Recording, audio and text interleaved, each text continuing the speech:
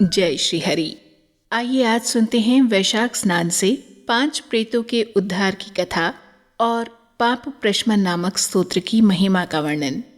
राजा अम्बरीश और नारद मुनि की वार्तालाप के दौरान राजा ने नारद मुनि से कहा, हे मुने, जिसके चिंतन मात्र से पाप राशि का क्षय हो जाता है, उस पाप प्रशमन नामक स्तोत्र को मैं भी सुनना चाहता हूँ। आज मैं धन्य हूँ, अनुग्रहित हूँ। आपने मुझे उस शुभ विधि का श्रवण कराया जिसके सुनने मात्र से पापों का क्षय हो जाता है। वैशाख मास में जो भगवान केशव के कल्याणमय नामों का कीर्तन किया जाता है, उसी को मैं संसार में सबसे बड़ा पुण्य, पवित्र, मनोरम और एकमात्र सुकृत से ही सुलभ होने वाला शुभ कर्म मानता हूँ। जो लोग माधव मास में भगवान मधुसूदन के नामों का स्मरण करते हैं, वे धन्य हैं। इसलिए मुझे पुनः माधव मास की ही पवित्र कथा सुनाइए। सूत जी कहते हैं, राजाओं में श्रेष्ठ हरिभक्त अम्बरीश का ये वचन सुनकर नारद मुनि को बहुत प्रसन्नता हुई। यद्यपि वे वैशाख स्नान के लिए जाने को उत्कंठित थे, तथापि सत्संग में आनंद आने के कारण रुक गए और राजा से बोले, हे राजन, मुझे ऐसा जान पड़ता है कि यदि 2 व्यक्तियों में परस्पर भगवत कथा संबंधी सरस वार्तालाप छिड़ जाए तो वह अत्यंत विशुद्ध, अंतःकरण को शुद्ध करने वाला होता है।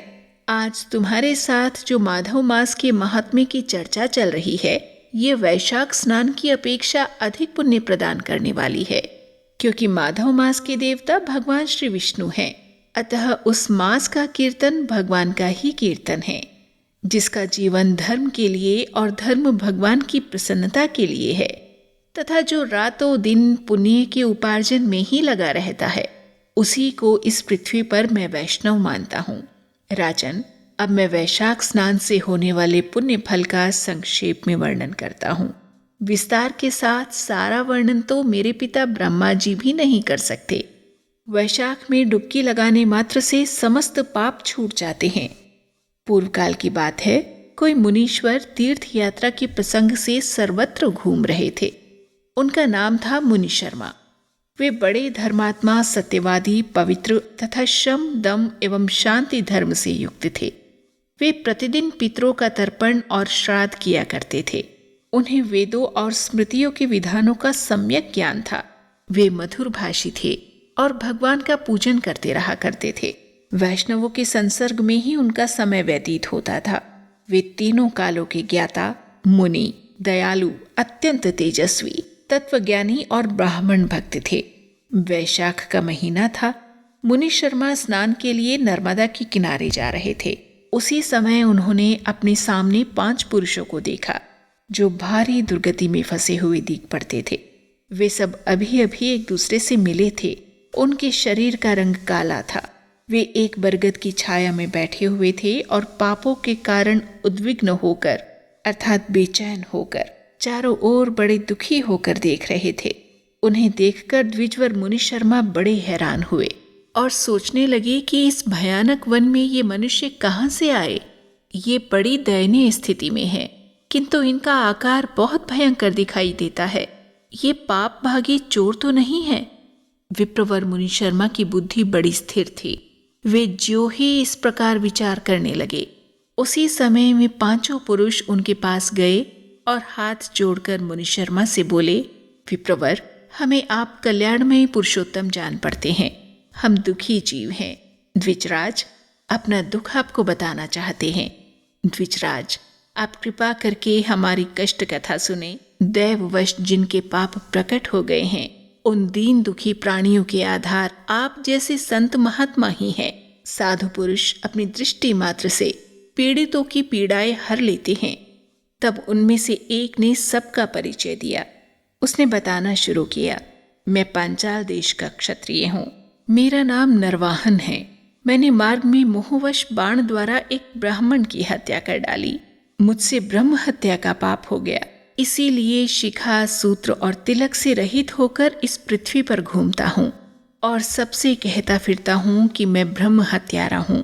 मुझ महापापी ब्रह्मघाती को आप कृपा की भिक्षा दीजिए। इस दशा में पड़े पड़े मुझे 1 वर्ष बीत गया। मैं पाप से जल रहा हूँ। मेरा चित्त शोक से व्याकुल है और ये जो सामने दिखाई देते हैं, इनका नाम चंद्र शर्मा है। इन्होंने मोह से मलिन होकर गुरु का वध किया। ये मगध देश के निवासी हैं। इनके स्वजनों ने इनका परित्याग कर दिया। ये भी घूमते घामते यहाँ आ पहुंचे हैं। इनके भी न शिखा है न सूत्र। इनके सिवा जो ये तीसरे व्यक्ति हैं, इनका नाम देव शर्मा है। स्वामी, ये भी बड़े कष्ट में हैं। ये मोहवश वैश्य की आसक्ति में फंसकर शराबी हो गए।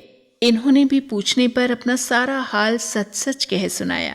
अपने प्रथम पापाचार को याद करके इनके हृदय में बड़ा संताप होता है। ये सदा मनस्ताप से पीड़ित रहते हैं। इनको इनकी स्त्री ने, बंधु बांधवों ने और गांव के सब लोगों ने वहां से निकाल दिया है।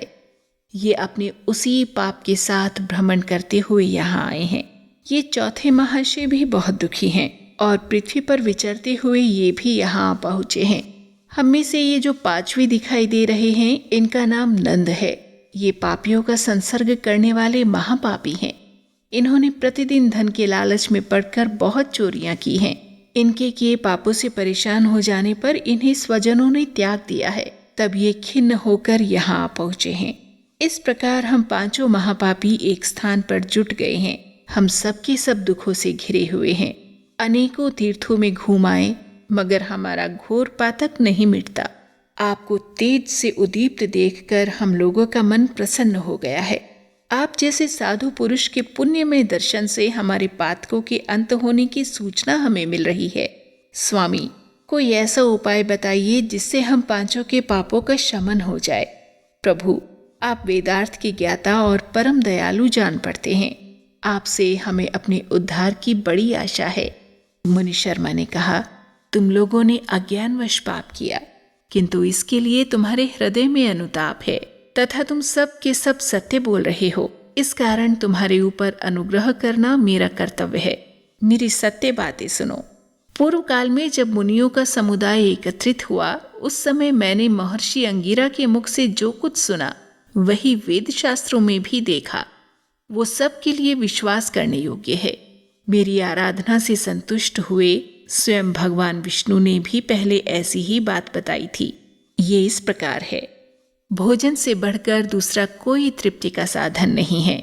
माता से बढ़कर कोई गुरु नहीं, ब्राह्मणों से उत्तम दूसरा कोई पात्र नहीं, तथा भगवान विष्णु से श्रेष्ठ दूसरा कोई देवता नहीं।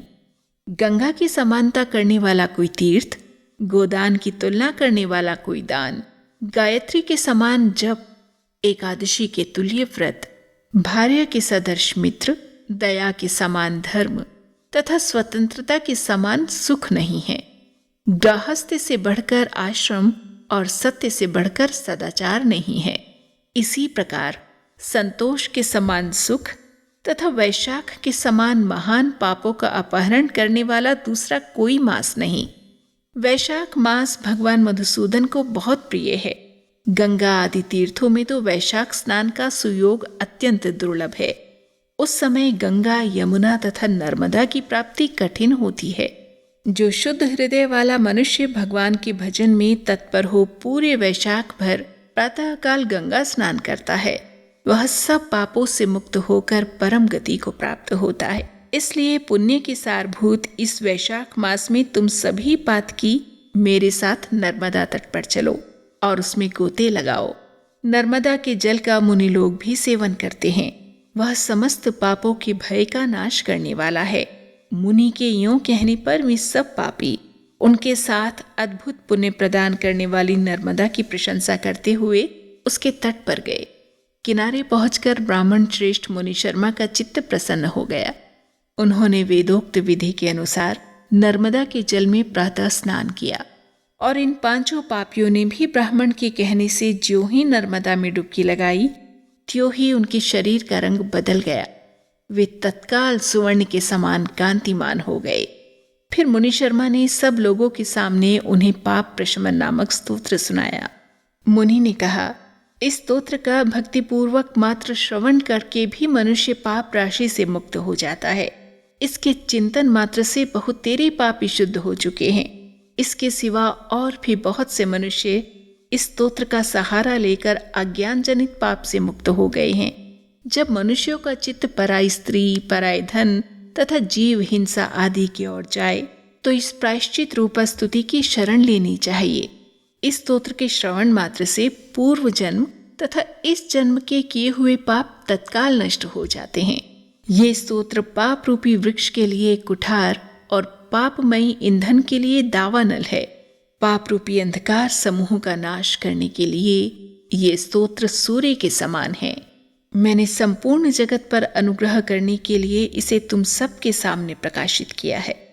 इसके पुण्यमय महात्म्य का वर्णन करने में स्वयं श्री हरि भी समर्थ नहीं है। इस तरह नारद मुनि ने राजा अम्बरीश द्वारा पूछे जाने पर ऋषि मुनि शर्मा और अपने किए कर्मों को भोगते हुए उन 5 पापियों के उद्धार की कथा सुनाई और राजा अम्बरीश और नारद मुनि के बीच का ये वार्तालाप सूत जी ने उनके सामने प्रश्न किए जाने पर कह सुनाया। और यदि आप भी पाप प्रशमन स्तोत्र का श्रवण करना चाहते हैं तो वो चैनल पर अपलोड हो चुका है। लिंक आपको डिस्क्रिप्शन बॉक्स में भी मिल जाएगा, या फिर आप चैनल की वीडियो सेक्शन में जाकर भी उसे ढूंढ सकते हैं, उसे सुन सकते हैं। जय श्री हरि। आप सभी वैशाख के इस पवित्र माह में भगवान विष्णु की कृपा का पात्र बने, इसी मंगल कामना के साथ। जय श्री हरि।